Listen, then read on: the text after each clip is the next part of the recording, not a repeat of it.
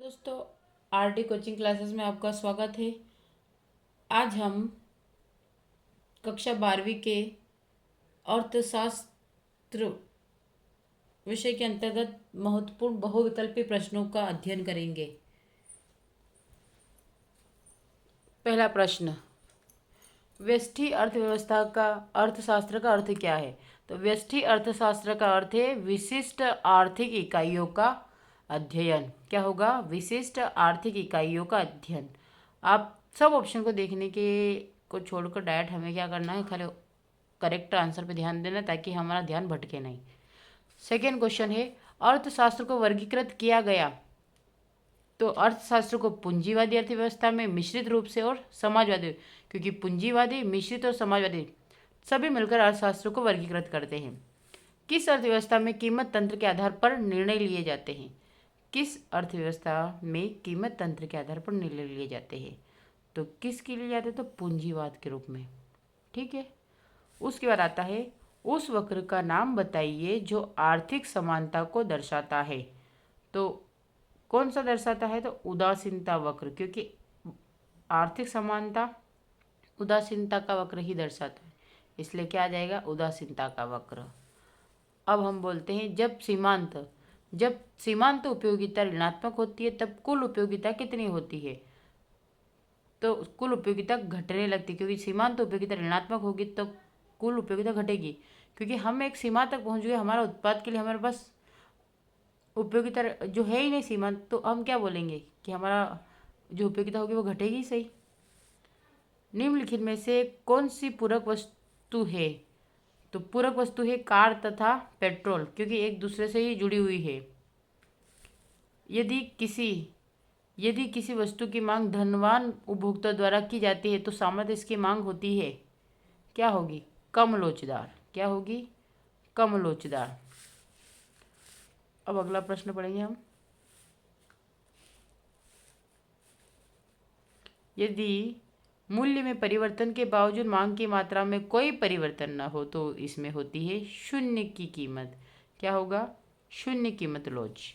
वैसे परिवर्तित अनुपातों का नियम संबंधित है, तो परिवर्तित अनुपात का नियम संबंधित है अल्पकाल से। वह कौन सा समय है जिसमें उत्पादन के सभी साधन परिवर्तित किए जा सकते हैं? तो दीर्घकाल। उत्पत्तिहास नियम लागू होने का मुख्य कारण क्या है? उत्पत्तिहास नियम लागू होने का मुख्य कारण है साधनों की सीमितता। उत्पत्तिहास नियम लागू होने का मेन कारण है साधनों की सीमितता। अन्य बातें समान होने पर वस्तु की कीमत तथा पूर्ति अन्य बातें समान होने पर वस्तु की कीमत तथा पूर्ति की मात्रा में धनात्मक संबंध क्या व्यक्त करता है? तो पूर्ति का नियम उस वस्तु की उस मांग को क्या कहते हैं जिससे विक्रेता निश्चित समय बाजार तथा कीमत पर बेचने को तैयार होता है? पूर्ति। क्योंकि अगर डिमांड होगी उसके हिसाब से हम पूर्ति करेंगे, अगर डिमांड ही नहीं हो तो पूर्ति कैसे कर पाएंगे? इसलिए वस्तु की उस मांग को, यानी कि मांग मतलब डिमांड को क्या कहते हैं जिससे विक्रेता निश्चित समय बाजार तक कीमत पर बेचने को तैयार होता है, तो उसे पूर्ति कहते हैं। औसत आगम किसे कहते हैं? तो कीमत को, कि हम उस पर कितना रेट फिक्स करते हैं। फिर आता है, जब किसी वस्तु की कीमत में 40% की वृद्धि हो परंतु पूर्ति में केवल 15 की वृद्धि हो तो ऐसी वस्तु की पूर्ति की लोच होगी, क्या होगी? बेलोचदार होगी। अगला है, कीमत स्वीकारक व्यवहार किस उपयोगिता की विशेषता है? तो पूर्ण उपयोगिता की। ये इंपॉर्टेंट नहीं। अब फिर आएगा, किसी वस्तु का मूल्य निर्धारित होता है, किसके द्वारा होता है? तो मांग के द्वारा और पूर्ति के द्वारा, क्योंकि जितनी मांग होगी उतनी पूर्ति करने का प्रयास करेंगे। बाजार मूल्य संबंधित है तो अति अल्पकालीन मूल्य से। बाजार मूल्य संबंधित किससे है? अति अल्पकालीन मूल्य से। अगर कीमत उस बिंदु पर निर्धारित होती जहां, क्या होगा इनमें से बताएं? कीमत उस बिंदु पर निर्धारित होती है जहां वस्तु की मांग तथा पूर्ति बराबर हो, क्योंकि जितनी मांग होगी उतनी पूर्ति होगी, तो हम बोल सकते हैं कि ये बराबर बराबर का आंकड़ा चल रहा है। अति अल्पकाल में पूर्ति होगी। अति अल्पकाल में क्या पूर्ति होगी? तो पूर्ण लोचदार, बेलोचदार, पूर्णतः बेलोचदार। कृषि वस्तुओं के लिए निम्नतम कीमत सीमा को क्या कहते हैं, या क्या कहा जाता है? तो न्यूनतम समर्थन मूल्य। कृषि वस्तुओं के लिए निम्नतम कीमत सीमा को क्या कहते हैं? तो न्यूनतम समर्थन मूल्य। अगला आता है पूर्ण प्रतियोगी बाजार में फर्म होती है तो कीमत ग्रहण करने वाली। जो पूर्ण प्रतियोगी बाजार में फर्म क्या होती है कि कीमत ग्रहण करने वाली। मजदूरी तथा श्रम की पूर्ति के बीच संबंध होता है। अब मजदूरी और श्रम की पूर्ति के बीच में कितना संबंध होता है, तो सीधा, क्योंकि हम जितना काम करेंगे उतनी मजदूरी बोले, इससे श्रम की पूर्ति के बीच संबंध क्या होता है, तो सीधा। अगर परिवार क्षेत्र की मुख्य भूमिका क्या है, परिवार क्षेत्र की मुख्य भूमिका क्या होगी, उपभोग, क्योंकि उस चीज़ का उसको उपभोग करना है, उपयोग करना है। कौन सा हस्तांतरण भुगतान नहीं है, तो राष्ट्रीय ऋण पर ब्याज। कौन सा हस्तांतरण भुगतान नहीं है, तो राष्ट्रीय आय ऋण पर ब्याज। कर्मचारियों के पारिश्रमिक में शामिल होता है, तो नकदी के रूप में मजदूरी और वेतन, किस्मत के रूप में मजदूरी और किस्म के रूप में मजदूरी वेतन, और सेवानिवृत्ति पर पेंशन। तो कर्मचारी के पारिश्रमिक में क्या क्या होता है, तो नकदी के रूप में मजदूरी और वेतन, किस्म के रूप में मजदूरी और वेतन, और सेवानिवृत्ति पर पेंशन। परिवार फर्मों को कौन सी सेवा प्रदान करते हैं, तो सभी, भूमि वाली, श्रम वाली और पूंजी एवं उद्यम, सभी। ये गड़बड़ इस निम्न में मध्यवर्ती वस्तु है, टीवी है, मशीन है, लकड़ी या कोयला, तो लकड़ी, क्योंकि लकड़ी सभी में यूज होती है, इसलिए हम क्या बोलेंगे मध्यवर्ती वस्तु कौन है, लकड़ी। अगर सकल घरेलू उत्पाद यानी कि जीडीपी की बात करें, ग्रोस डेवलपमेंट इंडेक्स, तो सकल घरेलू उत्पाद की गणना जब वर्तमान कीमतों के आधार पर की जाती है तो मौद्रिक जीडीपी बनता है, कहलाता है। भारत का केंद्रीय बैंक किसे बोलते हैं, भारत का केंद्रीय बैंक कौन किसे बोलते हैं, तो रिजर्व बैंक ऑफ इंडिया को भारत का केंद्रीय बैंक बोला जाता है। भारत में रिजर्व बैंक ऑफ इंडिया की स्थापना किस सन में हुई थी, तो 1935 में। ये महत्वपूर्ण प्रश्न है, बन सकता है 1935 में। भारतीय रिजर्व बैंक का राष्ट्रीयकरण कब हुआ, तो 1949 में। भारतीय रिजर्व बैंक का राष्ट्रीयकरण कब हुआ, यानी कि आरबीआई का राष्ट्रीयकरण 1949 में। भारत में 1 रुपये का नोट निर्गमित करता है, क्या निर्गमित करता है, तो वित्त मंत्रालय निर्गमित करता है भारत में 1 रुपये का नोट। उसके बाद मुद्रा वह है जो मुद्रा का कार्य करे, यह कथन किसका है, मुद्रा वह है जो मुद्रा का कार्य करे, तो किसने कहा था, हार्टले विदर्स का। किस विधि से हम बैंक से मुद्रा निकाल सकते हैं, किस विधि से हम बैंक से मुद्रा निकाल सकते हैं, बताएं, प्रयास करें आप।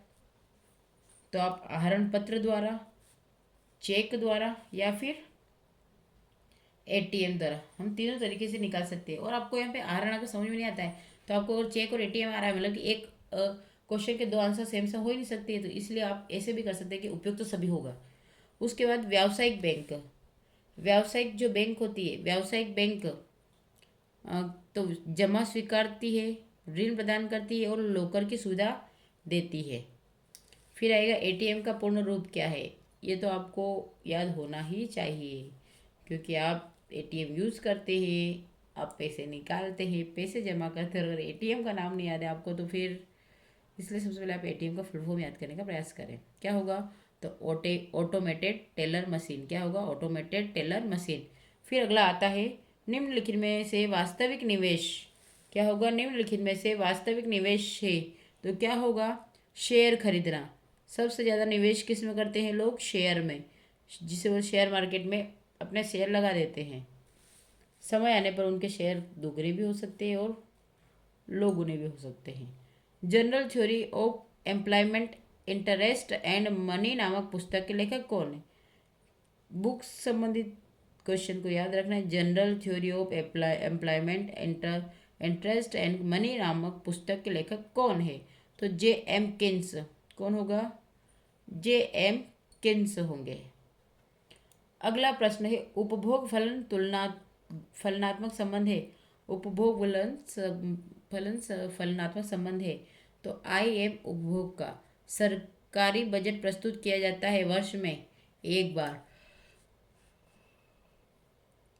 सरकारी बजट वर्ष में एक बार पेश किया जाता है। फिर आता है अच्छा बजट माना जाता है, किसे माना जाता है अच्छा बजट, तो संतुलित बजट को, क्योंकि जो संतुलित बजट होगा वो अच्छा बजट माना जाएगा।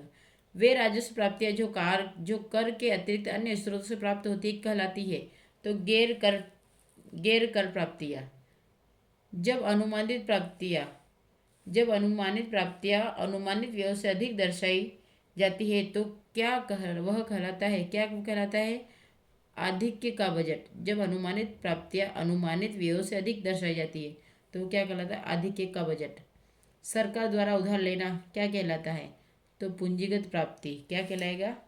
पूंजीगत प्राप्ति। अगर सरकार लोन लेती है तो उसे क्या बोलेंगे? पूंजीगत प्राप्ति।